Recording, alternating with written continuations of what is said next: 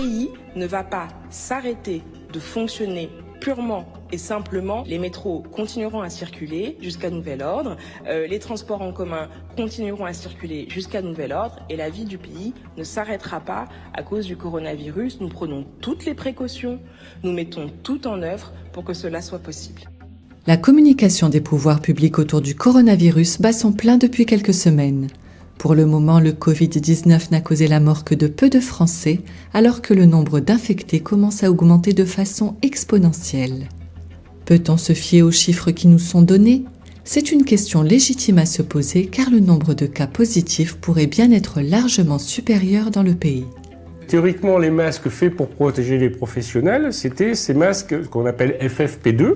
Ceux-là, ils sont en rupture de stock, ils vont être réservés qu'aux hospitaliers. Donc nous, on n'en aura pas. Les protections du médecin généraliste, ça sera un masque, des gants et de se laver les mains. Il y a 10 ans, pour la grippe H1N1, on avait été suréquipés, surinformés.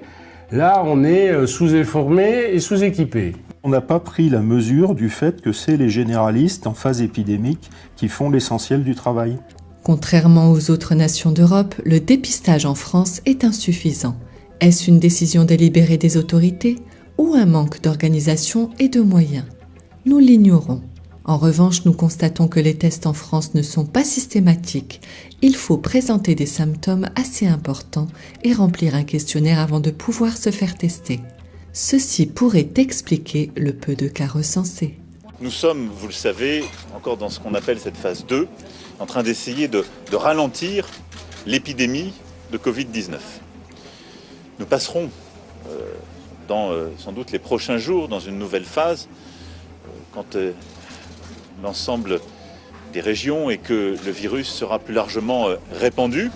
Aux admissions pédiatriques, des parents qui avaient leur enfant admis pour suspicion de corona, se sont présentés au guichet des admissions sans protection particulière et ont fait les documents qui sont liés à cette admission. Voilà, sans aucune protection particulière et sans protocole. On estime qu'on n'a pas suffisamment d'équipement.